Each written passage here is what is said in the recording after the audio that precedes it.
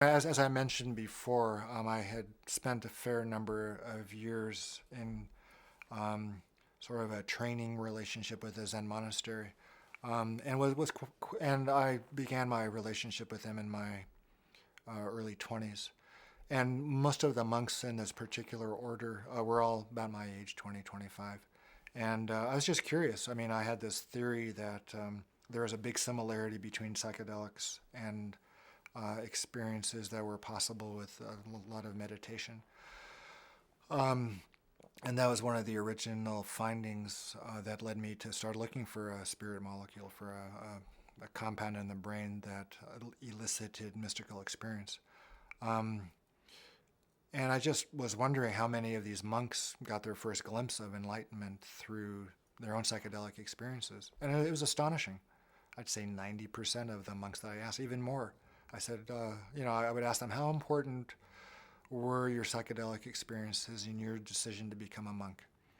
They said, well, very important. I had my first glimpse of enlightenment during an LSD experience, but it was too fleeting, it was too chaotic. There were too many side effects. It was over. I came down. So a lot of people, well, most of those monks became monks because you know, they wanted to develop that state of consciousness in a more manageable way, and they wanted to sustain it, and they wanted to infuse that state with an ethical lifestyle and a moral lifestyle and a behavioral, system that could be psychedelic in a way. And I think that's why a lot of Westerners have been drawn to Eastern religions. Is they're kind of psychedelically informed in a way. They come from a meditative foundation, and then kind of there's this kind of trickle down of, well, you have this psychedelic experience kind of at the basis of things, and so then how do you behave, and what are your relationships like thereafter?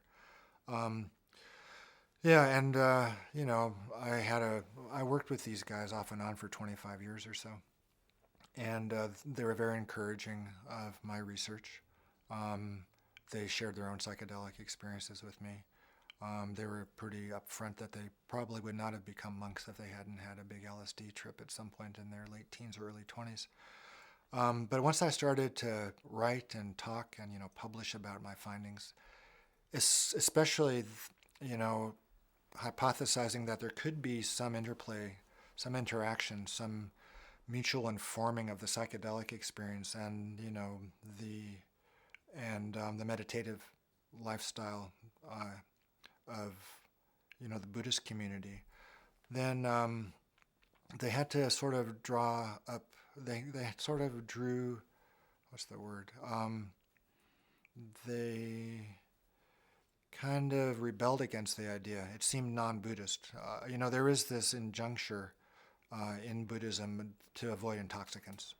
And as they became higher up in the hierarchy, they needed to be more traditional and more orthodox, and they had to maintain, the catechism, as it were. So, as the younger generation of monks were coming in, and there were questions of transmission and inheritance of the robe, as it were, as the master was dying. Um, they kind of they really couldn't deal with the truth, which was that the psychedelic experience informed their Buddhism and could, I think, inform one's Buddhism. Um, and we kind of parted ways at that point when the kind of the scientific model of just asking questions kind of bumped up against the Buddhist model and an organized religious model at that. Of sort of their doctrine and the purity of the teachings. I still think it's a very open question. I think there certainly could be a model or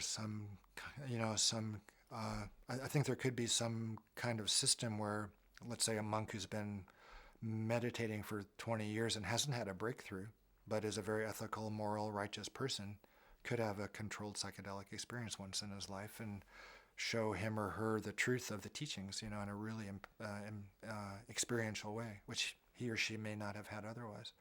And also it begs the question, too, is a natural enlightenment experience, if it's mediated by DMT, is it real or not? Well, who cares? So, yeah, I think there's a lot of questions in that realm we can talk about later.